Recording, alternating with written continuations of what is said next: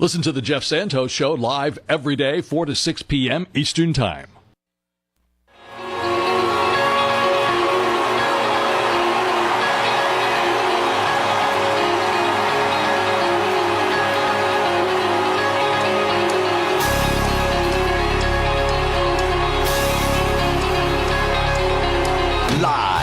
From the palatial studios at Emerson College in beautiful downtown Boston, this is the Jeff Santos Show on the Revolution Radio Network. Rebuilding America, together, investing, activism, and supporting the middle class. Now, here's Jeff.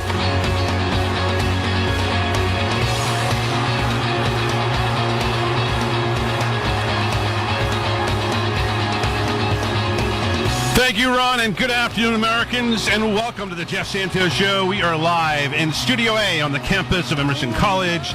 Great to be with you today on this 11th of October, 2016. We got a great program for you. We're going to be talking with our good friend, Mark Taylor-Canfield, independent journalist. You can hear him here every Tuesday. Daily Kos, of course, Capitol Hill Times in the great city of Seattle as well. And he is tweeting everywhere at Mark Taylor-Canfield. 4:30, Robert Craig will join us. And a special today with Robert. We're going to do 4:30 to 5:30 Eastern. And then bring him back at 5:30 to 6. The reason we're doing that is we're going to talk to one of the biggest sports reporters in the country. And he's right here in Boston, Dan Shaughnessy.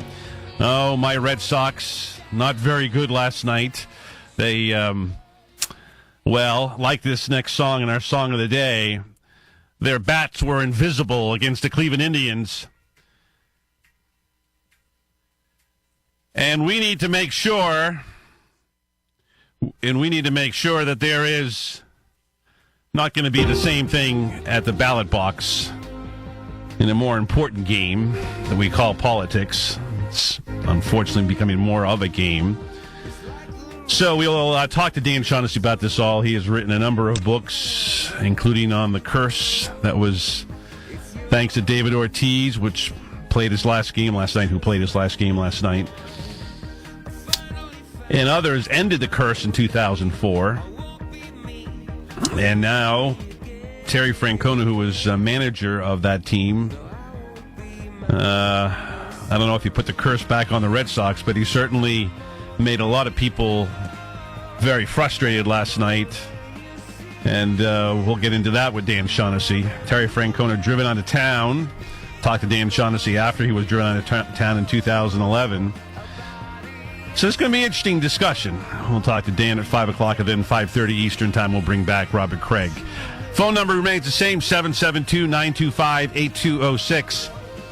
This song, Invisible, of course, by our great friends U2, was sort of in between their last two albums. And there's a lot of references to the relationship with his late father, Bono's. But the fact is that the idea and the name of the song, Invisible, to me, is what we can't be. Because whether we're talking about, and we'll get into this with Robert, the relationship of progressives and Democrats to working class Americans, which is why Donald Trump is still in this game. We can't be invisible to the Wall Street domination of both political parties. We can't be invisible to the fact that we have too much military presence in the Middle East, and we spend too much time and money overseas and not enough money rebuilding the infrastructure in this country. We can't be invisible to the voters who are going to be voting on these issues, and we can't be invisible in talking about these issues. If we want to be a dominant party, if we want to be a majority party, not only in the White House, but in the Congress and in state houses, then we can't be invisible. We need to say what we stand for, what we believe in,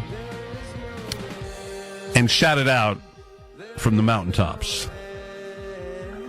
That is why we need to remain very much in the public view, and can't be invisible. All right. 772-925-8206 is the phone number to join us. You can email me, Jeff at revolutionboston.com. Check us out on Facebook and Twitter at Jeff Santos Show. Our next guest, as we mentioned, works for the Capitol Hill Times in the great city of Seattle. He is a regular here every Tuesday in the 4 o'clock hour. He is a freelance journalist of the best sorts, and he, of course, also, you can check him out on Daily Kos. He's also a guitarist in the great Seattle metropolitan area.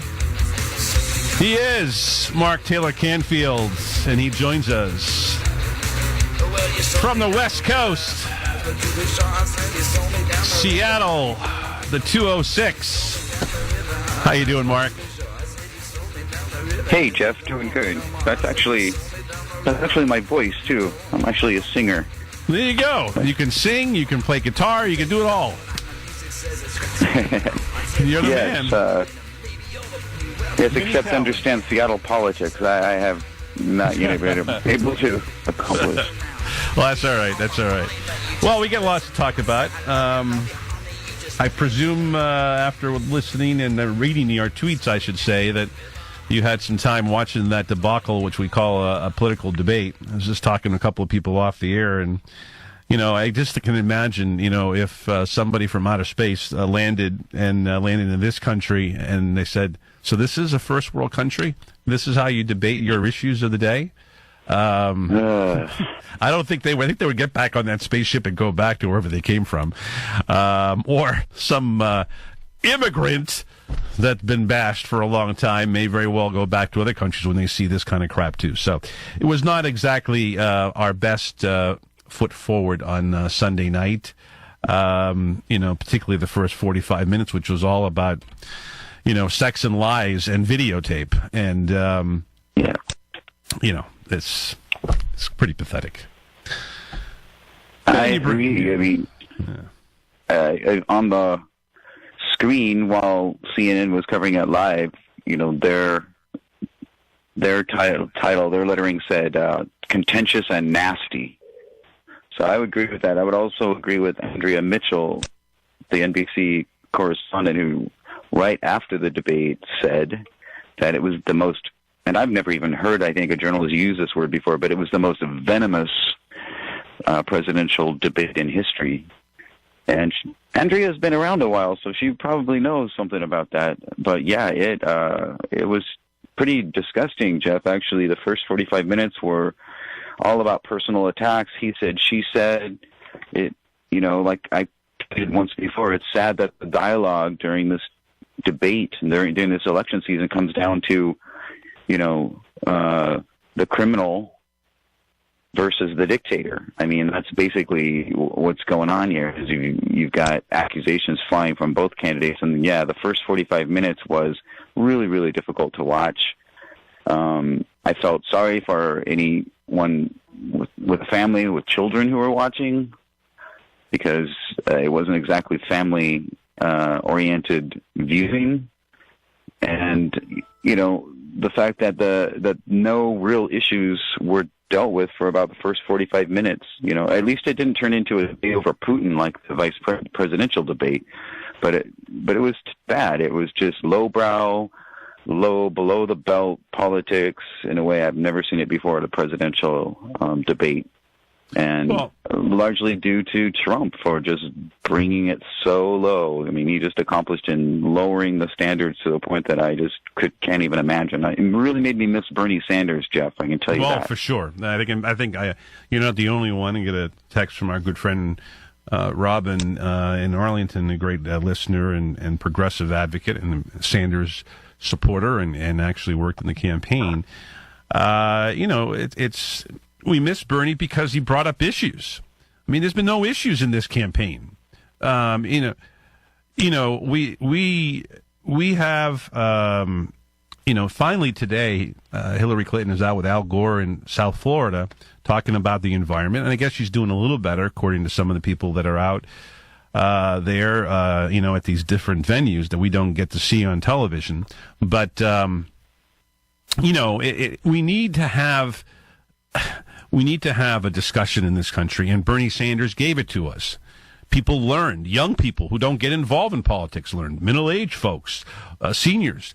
Everybody was interested. That's why, this Democratic convention, regardless of all the shenanigans that Debbie Wasserman Schultz and everybody else did against Bernie, the fact is that you had a political convention, and particularly before the convention, to have 4 years of free university be put into the Democratic platform. You had the idea of trying to get single-payer health care, but now the public option is back on the game. Now, look, I still have a lot of worries that once, if Hillary Clinton is elected, and I would have to think that that is going to be the case. I think people have found out who the real Donald Trump is, if the case they didn't know this, a year ago, that these things are going to get done, because not only do you have a Republican Congress, and even though the Senate may go Democrat, it may only go Democrat for 2 years. So there's a number of issues here, and I think that, we need to do better. I mean, if we can't elevate the political discussion, and it's going to be up to progressives to do this. Republicans don't want to do this. They could care less. I mean, they don't want to have, discussions about a woman's private part and all that stuff, because they don't want reform of health care, reform of education, reform of the foreign policy, because they just take the money and run. That's all they do. Yeah, and the fact that they're willing to support a candidate. I mean, I really have a hard time believing that some Republicans I know are still in the party, considering the candidate that's running right now, because you have a guy who's so ridiculous that, one of the most ironic moments of the debate that I reported was when he claimed that he was a gentleman, and the crowd literally broke up into laughter. So there were a series of ironic moments with Donald Trump. He claims that he represents all Americans, and so I tweeted out, yeah, except for Muslims, Mexicans, Black Lives Matter movement activists, women, LGBTQ folks. I mean, that's not all Americans. Sorry, Donald. Yeah. Also, he claims that he'll fight corruption, and, he might want to start cleaning up his own businesses. He says that he's going to represent, he comes across sometimes as a sort of populist when it comes to issues like the TPP or outsourcing of jobs. That's what's keeping him in the game. And if I was him, if I was giving advice to him, and he'd have to pay me a heck of a lot of money to join his campaign. But the fact is that he should be talking about economic issues. I mean, that should really be where he should be. If he took that high road, he would have been a lot better served than all this other stuff, bringing out Juanita Broderick and Paula Jones and all these other, blasts from the past. And, it's unbelievable. Well, he's too busy defending himself and, accusations about his own behavior. That's why he's projecting so much onto the Clintons and Bill Clinton. I mean, it's ironic that a millionaire says that he's going to represent the working class voters. It's also ironic that he keeps accusing Bill Clinton of sexual assaults. I mean, hello, look at where that's coming from. And then you had Rudy Giuliani, his surrogate, out there admitting that that he was talking about sexual assault himself. So I'm hoping for the day when our presidential candidates will have more to talk about than, their private indiscretions and he said, she said, because I know we can do much better than that in this country. And well, yeah. You don't hear Jill Stein talking about these kinds of issues. That's not really where she's at. And if people think that Donald Trump is going to represent the common working person, I think they're sorely mistaken. And the fact that he's in so much political trouble right now, I mean, hello. No, I agree with you. In fact, here's one soundbite to me was the epitome of the debate and of the political process right now. Ron Kreider. It's just awfully good that someone with the temperament of Donald Trump is not in charge of the law in our country. Because you'd be in jail. Because you'd be in jail. Because you'd be in jail. Because you'd be in jail. Because you'd be in jail. That's basically what it gets down to, that we're talking about arresting your opponent. This is something that happens in places, third world countries. And that happened on national television, between 70 million people, whatever it was that tuned in, 50 million, whatever. And that's what, to me, summed up the entire debate. We have to get better. We have to get better. All right, let's go to the phones and talk to John, who's got a lot more on the ball than what we have seen in the public debates. John, you're next with Mark Taylor-Canfield. How you doing, man? Oh, I'm fine. I'm fine. The media has created Donald Trump. I mean, the bar is so low for him that it finally took this issue to kind of wake people up. But I think that there's a group of people. I mean, I know Hillary got in a lot of trouble for calling him deplorable, but right from the very beginning, I thought, oh my God, Donald Trump is the candidate for the Republican Party. He is going to be one of these. He is going to be, their selection. And that just told me so much about the people who, voted for him. I mean, I don't know. I do think that there is some moral and ethical responsibility on the part of the people who, select him, who listen to Fox News.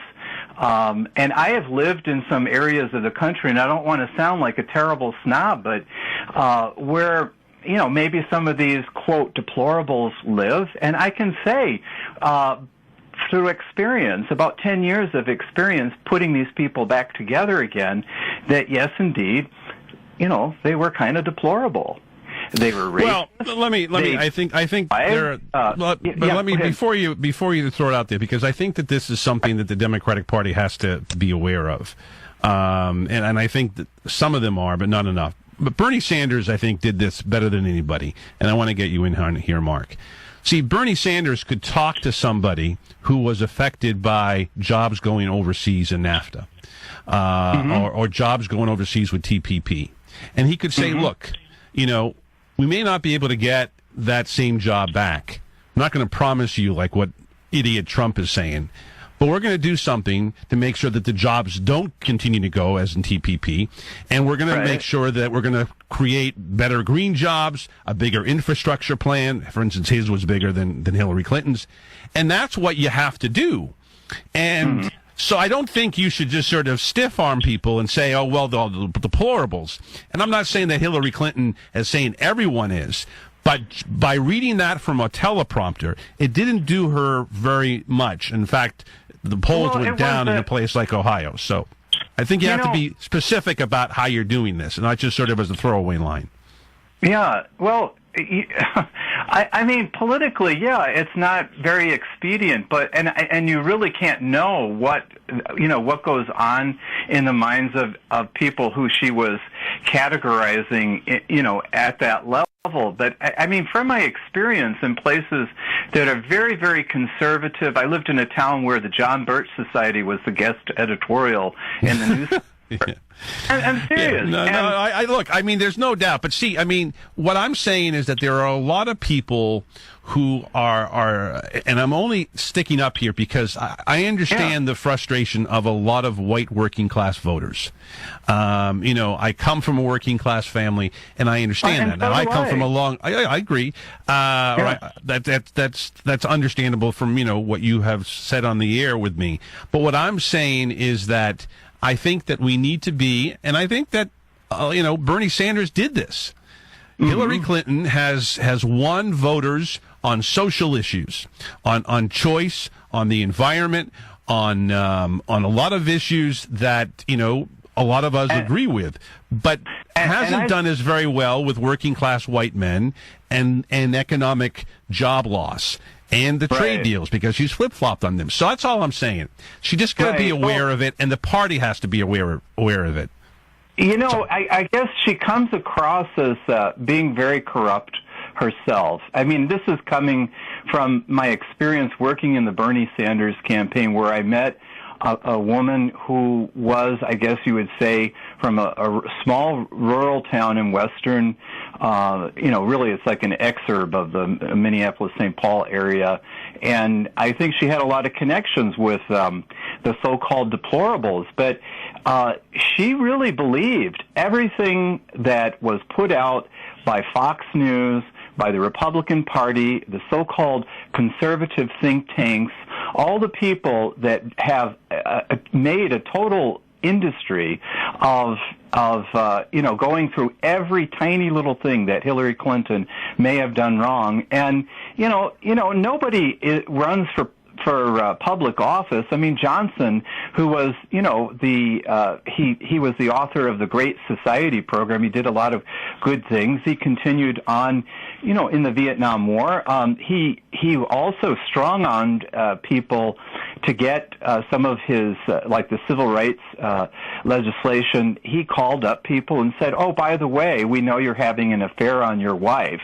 This is documented. I'm not just making look, I'm not a fan of LBJ. Yeah. I mean, he did some good things with Medicare, Medicaid, and of course the civil rights movement. But MLK would have been. But I want to get Mark in here before we lose him. Yes. 1 second, John. Yeah. Let me just ask you this, Mark. Do you sense that that the Democratic Party has reached out to say those folks who are working in the harbor, in the longshoremen in Seattle? Because I don't think they have done a very good job in that regard. Bernie might have, but not necessarily, the Democratic Party.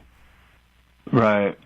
Mark? Well, by the way, Gary Johnson's supporters were protesting at an Anheuser-Busch brewery in Sollard during the commission because Anheuser-Busch is one of the sponsors of the Presidential Debate Commission. So I just wanted to throw that out there. But no, I don't think that Hillary Clinton is reaching out to those folks, those longshoremen and Teamsters and folks working at the docks in Seattle. I think that she's taking the typical Democratic approach, which is social liberalism when it comes to social issues, and then sort of neoliberal conservatism when it comes to financial and foreign policy issues.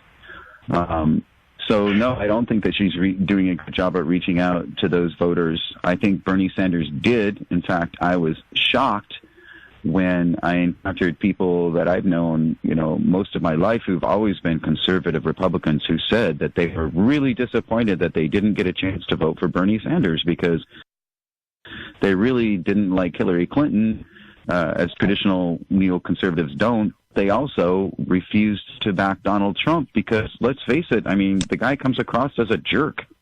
So yeah, that did not appeal to them. That sums it up. Yeah. Yeah. No, I mean, it's what we Bernie have come down to that. is two unpopular people. Yes, Bernie Sanders did not have the political baggage or the personal baggage that these two candidates had. That's why you could have a real debate with Bernie Sanders. Unfortunately, you have two damaged candidates, and it's like, two sinking ships trying to see who's going to sink first. Yeah, it's a crazy situation. John, stay right there. Mark, always great catching up, my friend. We will talk to you next Tuesday, and maybe in a longer segment. We've got so much to discuss. All the best, my friend. You can catch him, of course, on Twitter, Mark Taylor-Canfield. Check him out, Daily Kos, Seattle Capitol Hill Times. We're right back. Robert Craig coming up.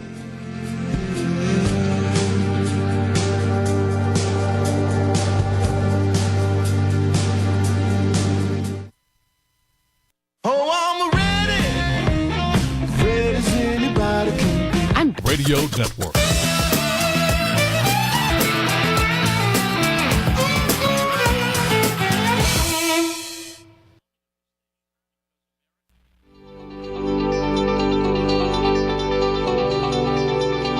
Supporting the middle class.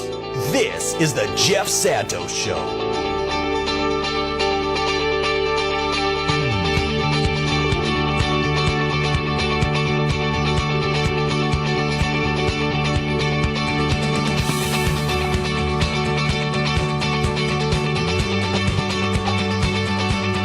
34 minutes past the hour. It is the Jeff Santos Show.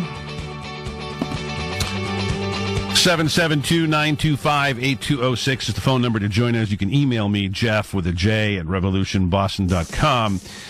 It is time to go to the great city of Milwaukee, where Michael Stipe and Company sings every Tuesday here on the Jeff Santos Show. And a great, great band and a great tune. And really understands how crazy a world we live in, particularly in the world of politics.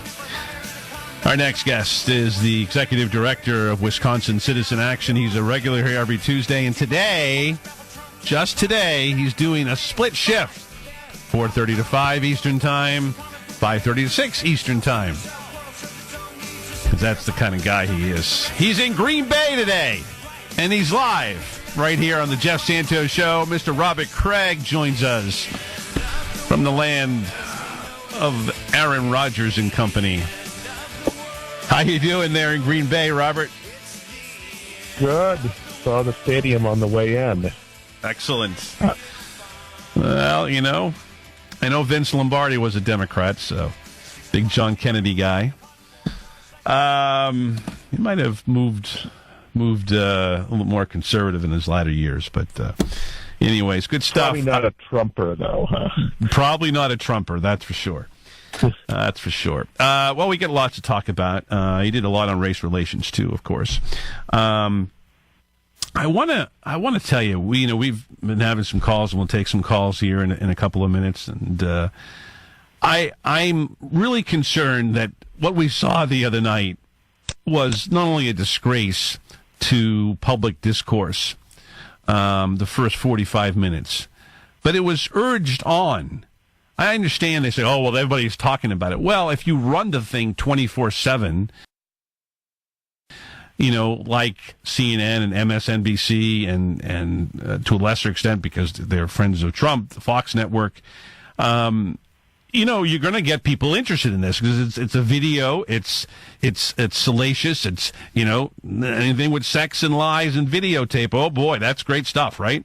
So they said they had to do it. But that got the debate off. In the end, it ended up being, pretty full of substance, to both Trump and Clinton's credit. But my God, I don't know how you felt, but to me, it was not a very good moment for the United States of America.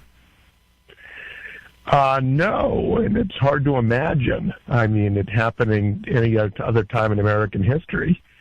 And it's amazing that he's still viable as a candidate after this. The whole thing is baffling, and it kind of shows. I mean, it's kind of an it kind of shows that once people are locked into something, they will grasp onto any reasons or fact base they can in order to support their position, especially on the far right. I heard Larry Sabato, the University of Virginia scholar, right? Who is pollster, sure, pundit, and who is usually pretty tepid and pretty milquetoast when he's a pundit. And they were asking him why the Trump numbers weren't damaged even more. And he was on a panel. He goes, well, the people who are supporting Trump are authoritarian voters, and Trump's the best authoritarian candidate we've had in American history. The rest of the panel kind of looked at him like couldn't believe he was saying this. Yeah, but well, in political science, true. In political science, they just refer to a certain part of the public as having authoritarian views. But that is what's going on. So he can do no wrong. He is dear leader as far as his base, and it's tearing apart the Republican Party. That's why Paul Ryan can't figure out how to position himself. So now he's not endorsed him, but he's not helping him, whatever that means. Yeah, I want to get to that since you're Wisconsin-based, Mr. Craig, about Mr. Ryan. I mean, I have a feeling that, he is... out there kind of on a very weak limb of the Republican Party right now, because all the passion of the grassroots is with, people like Trump, to a lesser extent, Mr. Cruz, and not necessarily with those who are on the other side. politically. And I think that is very problematic because I don't see Mr. Ryan turning into a progressive anytime soon. I don't see him turning into a moderate Democrat. So, if he's not going to go further to where Trump is, I mean, he might be having a job in the next couple of years. Well, he did win against a Tea Party candidate with 91% of the vote. So he probably is okay as a congressperson. The question is whether he's speaker. Right. And there's a real kind of existential problem for the Republican elite because they have helped form this public, create this public, along with Fox News and with right-wing radio shows. And they've always had kind of the nicety that somehow their views and what they were doing in Washington somehow was supported by some part of the public and therefore was democratic and legitimate. And they've entirely lost control of their own base. So it kind of lays them bare as this elite, essentially, that is doing the bidding of various corporate interests and big multi-billionaire donors without any popular base, really. I mean, so that's very scary for them. The question is, how far does it live on beyond Trump? I mean, let's just assume that Trump is not elected, our dear leader, and is not jailing Hillary Clinton. Yes, right? Exactly. He's apparently both appointing a special prosecutor, but already determine the outcome. That's always really nice in a democracy. So assuming none of those things, it was really funny to look at Hillary's face. She did not know how to respond to that at all. What do you say? But what happens to this right-wing public? Does it simply fall back behind establishment leaders, or are there more Trump-like politicians that rise up that can kind of, capture the bolt of lightning, right? Well, but see, this is where, and I was talking with our great friend John from Minneapolis about this. This is where, and we'll bring him in a second, where I think the Democratic Party has to be able to open up the door, because they do not want it. This is my biggest fear, and we have an email from my good friend Stephen on this. Are we going to be bamboozled again? Are we going to get real health care? Which is his big concern because of the cost in California where he's emailing us from. And to me, this is something that we need to be. We've talked about this before. It goes right to the trade issue in NAFTA and TPP, and to those folks in Wisconsin that are not living in Milwaukee or Madison or Green Bay, that are unemployed, that their jobs have been lost. Some of them have to do with trade, others automation, and whatever else the case may be. We need on the Democratic side to be able to reach out to these folks. And it's not just, every 4 years or every 2 years. And we roll out our friends from labor, to get, a certain percentage of working class white men. And that has to change. And that has to mean policy change, not just words. Right. Because I totally agree, Jeff, because these are voters who are extremely frustrated for a number of reasons. And in some ways, there are obviously a number of them blaming the wrong people, that it's Muslims, it's Mexicans, it's African Americans in the cities, etc. But Trump taps into this anger that the system is corrupt, it's stacked against them, it's rigged. You hear Trump using the same terms Bernie Sanders uses sometimes. That's why probably still his brightest moment was probably the beginning of the first debate when he boxed Hillary in on trade. So there really is something there. Now, we all know that he would rig the trade system even worse, probably, than anyone else. So he's a demagogue. He's not actually going to do something. But he's able to speak to it. And then you currently have, unfortunately, a Democratic establishment that paints itself into a corner as an establishment, as a supporters of the status quo. And Hillary can't help herself. Every time she sounds fiery and populist at one point, she doesn't the next, right? And she kind of falls into the trap because it's who she is, unfortunately. And where she is this. And this is this is a respectable belief. She thinks the system basically is as it is, and that someone who knows it really well like her can make it produce the best results possible under the circumstances. So it's kind of a minimalism, an incrementalism, a realism, right? That doesn't inspire voters, either millennials. She's still having terrible trouble getting millennials, right? And in fact, there's, of course, controversy. Now that Bernie Sanders is coming into Wisconsin, this is ironic, there's some fair upset among some of our activists because they were front and center in the Bernie's campaign that won in Wisconsin. But, of course, they're not going to be seated anywhere near Bernie at a Hillary Clinton-run Bernie event. And it's now going to have in the front row a lot of people who didn't support Bernie, right? So that's the kind of tone deafness, right, that is a lot of the problem. They should want the people in Wisconsin who led and worked their tails off to get Bernie the primary in Wisconsin front and center so they can get their votes for Hillary. But they still can't bring themselves to do that. And that's exactly the case. All right, let's go to the phone, 772-925-8206. And I want to finish up with John. We didn't get enough time to have him finish his thoughts. Get about 60 seconds here for you, my friend. John, go ahead and react to what Robert is saying. I know that you want to finish your thoughts on what we were talking about earlier. Well, I don't really have anything to add to it except that, this is the problem. And actually, she's even expressed this opinion where she says she sees herself, and I was a Bernie supporter, between people that want to turn this country into a Scandinavian-type system, and then people, more on the right in the party. And she's, bravely, between these two positions. And I think that's nonsense. I'm sorry. I wish she would do that. That's why when he said single payer, that she's for single payer after the WikiLeaks, I'm like, please, I hope that's true, but I've never heard that publicly. I hope so too, but that's the kind of thing that we wanted. And how many people voted for Bernie Sanders? How many million people voted for Bernie Sanders? And yet, they still want to lead us by the nose, and this is the frustration. Now, I'm more patient than a lot of people. There are a lot of people that are totally pissed off, and they're not going to vote, or they're just going to, they're going to vote for Jill Stein, or maybe even Gary Johnson. I don't know. But they're just not, they feel, my wife is one of them. She's going to vote for Jill Stein.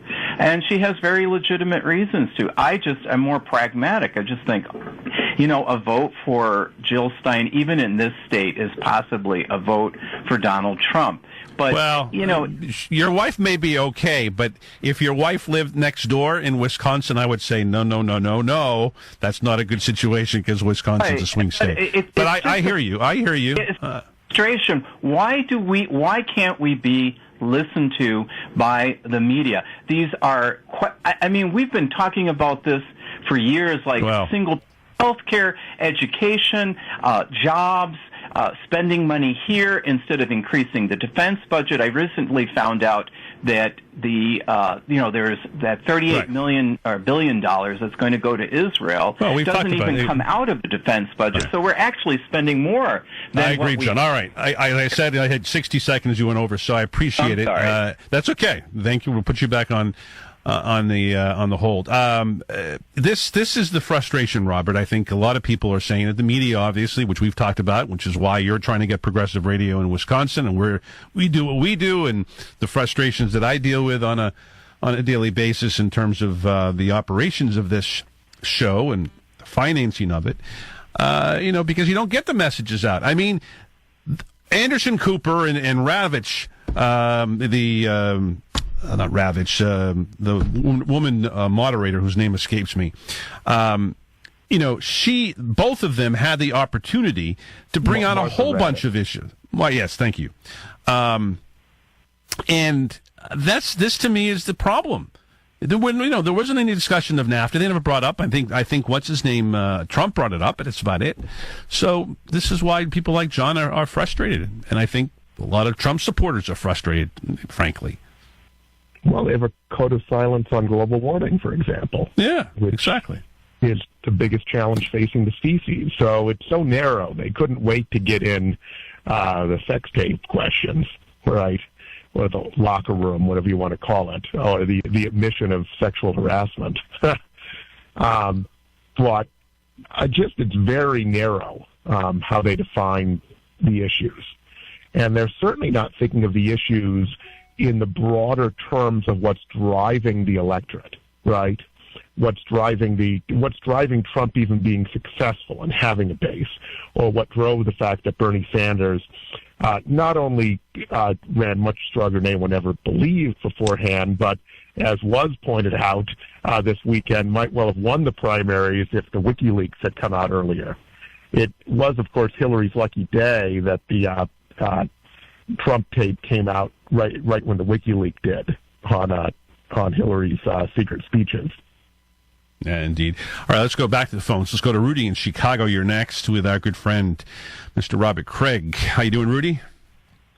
Okay, Jeff and Robert. I want to tell you that I've adopted Aaron Rodgers and the Packers as my team, even though I'm from Chicago. There you go. Oh, boy, you got to be careful. Don't wear any Bears or Packers jerseys around Chicago. That's not a smart thing to do.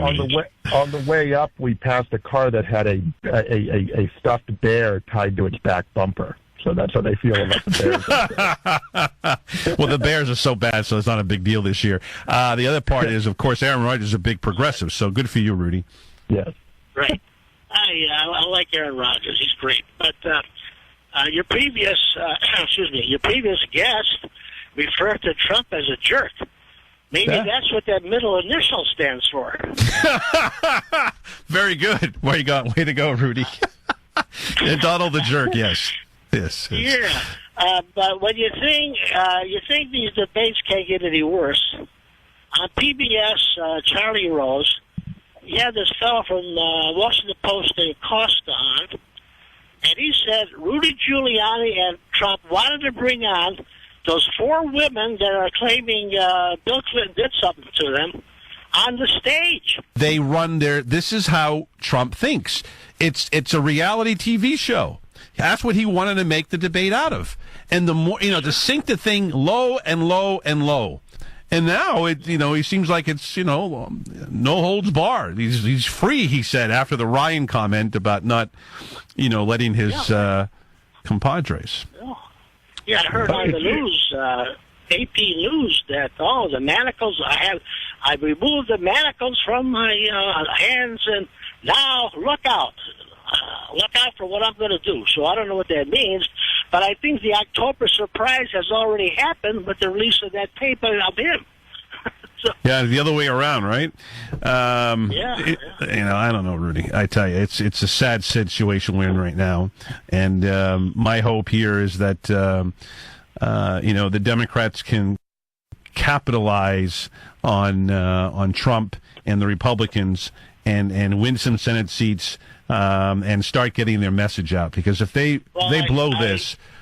If they blow this and start playing games, triangulating games, come into January and February, and play footsie with Mr. Ryan or whoever is the leader of the Republicans in the House, we are going to go right back to where we were, where nobody's going to show up in 2018. That would be a disaster. Well, I'm hearing some. Go ahead, I'm sorry. Go ahead, Robert. That's okay. I was just going to say they need to start thinking 2 steps ahead. That's right. So if they're pretty comfortable right now that Hillary is going to win, and I'm not saying it's a done deal, but it looks much better now than it did before the release of the tape, then they got to imagine, okay, we're probably still not going to have the House, so they can, if they do, that's great. So if they want to have a scenario where they have the Senate, they don't have the House, then they got to think about exactly what agenda she can move that will put tremendous pressure on Ryan and the majority in the House, and what she can do without legislation in order not to have 2018 become a disaster. And so, and think about exactly who the Supreme Court nominee is, et cetera, and what she's going to do. If it's blocked up, it will. If she has the Senate, it's not blocked up, but she has a contingency plan for not having the Senate as well. But she needs to be ready out of the box right away to have forward momentum. And I like the idea of the infrastructure plan that she has and the huge investment in jobs. I do too. I think it is broadened out. Yeah. I think she can talk about other kinds of infrastructure other than physical. In other words, hiring home care workers and child care workers is also a kind of infrastructure, right? And early childhood education workers, etc. But she needs to be ready to promote that in a way so that it damages Ryan and the Republicans and sets up 2018 for Democrats. And that Obama didn't do any of that. Obama did a terrible job in the first 2 years. It's setting up 2010, and that's why we got a lot of people like Scott Walker and Ron Johnson and others. No doubt. Thank you.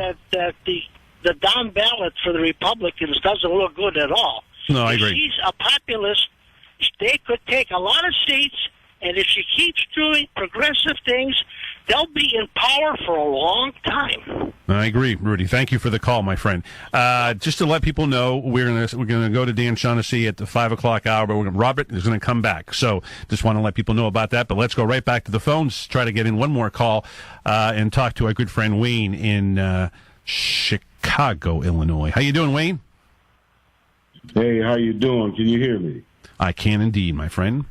Okay, thank you. Thank your guest, too, for coming. Yes, I just want to bring up a few things. You guys remember when the big hullabaloo about the $9 billion in Iraq that went missing, right? Fill us in. Go ahead. Now that you mention it. Right. They made a big hullabaloo about that. Well, we got $6.5 trillion missing from the Department of Defense right now. If you remember, a day before 9/11, Donald Rumsfeld came out and said $2.3 trillion was missing from the Department of Defense. Where's all this money going? I guess the answer is in somebody's pocket. But anyway, well, it's not in yours, not in mine, Wayne. I can tell you that, and not in Robert Craig's either. Well, it's not our pocket. Yeah. But anyway, the healthcare dilemma. You know, I see it as much more than an economic issue. I see it as a moral and ethical issue. Of course, that's why a majority of Western countries have it. Right. You know, you have these doctors, physicians for a national health program. This is the National Association of Doctors. They are for universal health care. They had independent research facilities to do studies for them, and it came out to $592 billion saved per year. That's over $1 trillion saved every 2 years that can be reinvested back into the American economy. And here's the last thing I want to say. The Democrats, the Hillary faction, left the TPP in the Democratic platform. Mm-hmm. What I want to say to the voters is you need to concentrate on the Senate and the House, because it looks like the Republicans have given up on Donald Trump, and they're going to concentrate on the Senate and the House. We need to concentrate on the Senate and the House to make sure things like TPP don't. I hear you, Wayne. Stay with us. Robert Craig will be back at 5:30. Dan Shaughnessy on the Red Sox loss and baseball in general joins us at 5:06. It's the Jeff Santos Show. Thank you for listening to Hour 1. Those on hold, callers from New York, we will get to you in the next hour. Stay with us. It's the Jeff Santos Show. Back in a flash. Talk to you.